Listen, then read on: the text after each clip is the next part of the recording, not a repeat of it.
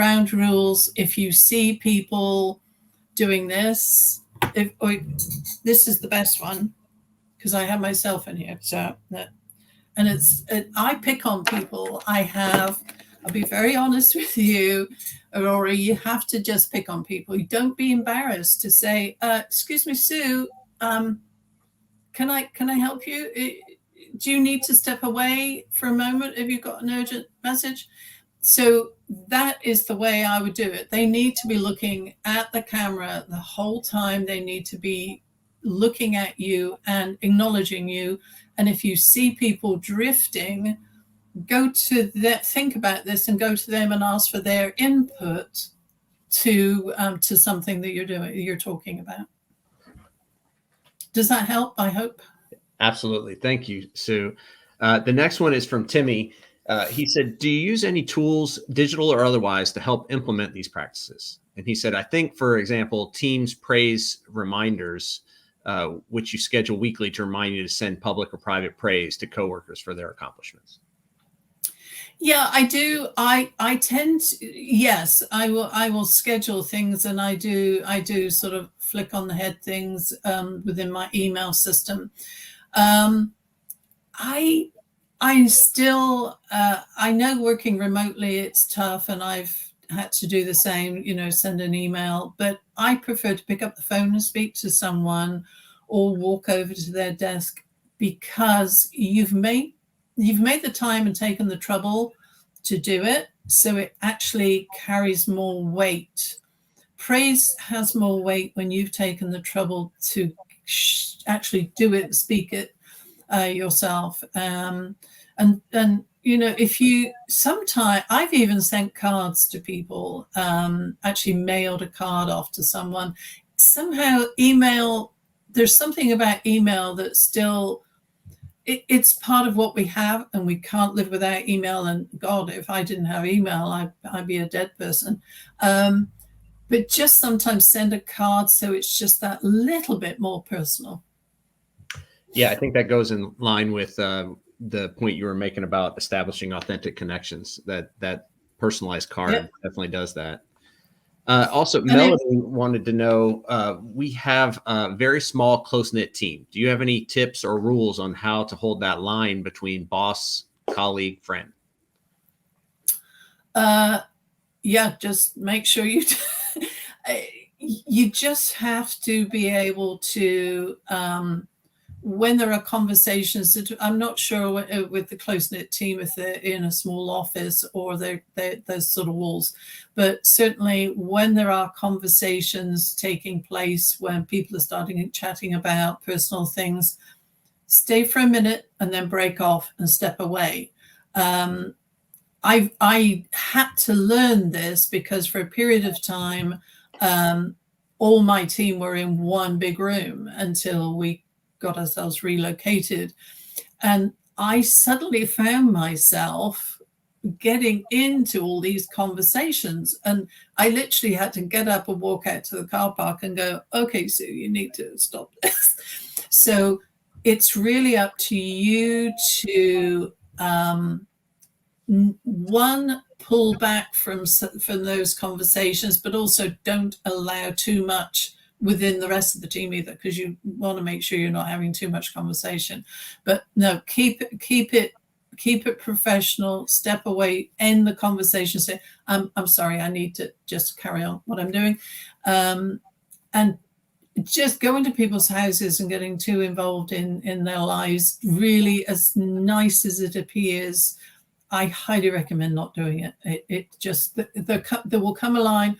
I witnessed in an association where a really bad employee that was really toxic, the CEO had got too close to friendship, and he couldn't resolve it.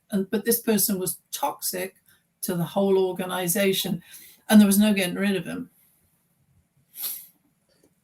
So Alyssa wanted to know, do you have any tips for role modeling for entry-level employees, ones without a lot of experience in fully remote settings? I would say this really is Methuselah. One of the best ways of being one of the best ways of dealing with people, bringing them on in, is to have a buddy. So you as the leader and the buddy will work together to bring that entry level person into the swing. So the two of you will work with them remotely, and then you'll step back and let the buddy be able to reinforce your message and reinforce the sort of the core of your how you lead your team, and then you'll come back in, and then you'll step back. So you keep working with one individual who will be your help and that individual's buddy. That helps do it so you're not overpowering, because remember, you're the boss and you can scare the hooties out of an entry level person if you're too much in their face. But you can share your ethics and your rules and your guidelines, and then step back and let them be reinforced by the other person. Excellent. Thank you, Sue. We have enough time. I'm going to try and squeeze in 2 more questions here, and then I would recommend anyone to reach out and email Sue if we don't get to your question, and apologize. Absolutely do. And you will hear back from me pretty quickly within a couple of days. I'm happy to answer anything. Excellent. So Sue, can you please provide tips for dealing with team members who are resistant to management and feedback and prefer working independently remotely? First of all, you know the hard question. First of all, the big piece of this is why are they resistant to management, and why do they want to work remotely? It's the simple question. I always say I can't resolve your problem. Whenever I go into associations and organizations, I go, I can't. You're asking me to resolve is until you tell me. It's like when I sell. It's like, I'm not going to sell you anything till you tell me what you want to buy, then I'll sell it to you.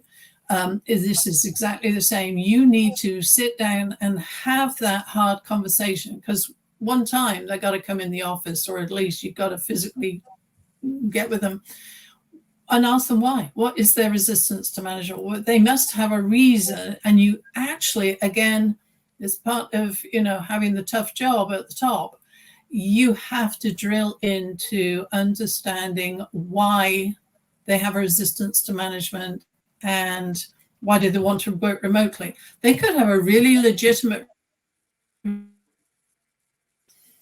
that's not going to work if they have resistance to management, because now you've got a wild child out there somewhere, and that's never going to work for you. That is going to be a detriment, and it will eventually become a negative to everything that's happening with the rest of the team. Excellent. Thank you, Sue. One more question, and then we'll switch over to Rick's session on seizing opportunities. So this last one is from Marika. How do you balance being honest and open with oversharing? For example, sharing your frustrations around upper management decisions or practices?